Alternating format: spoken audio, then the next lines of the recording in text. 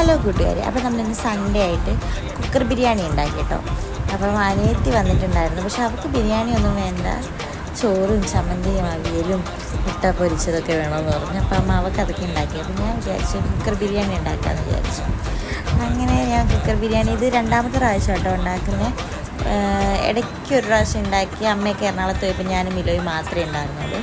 രണ്ടാമത്തെ വട്ടം ഇത് ഉണ്ടാക്കുന്നത്. അപ്പം ഞാൻ ചേട്ടനാണ് ഫസ്റ്റ് കൊടുത്തത്. അപ്പോൾ ഇഷ്ടപ്പെട്ടെന്ന് പറഞ്ഞ് നല്ല ടേസ്റ്റ് ഉണ്ടായിരുന്നു.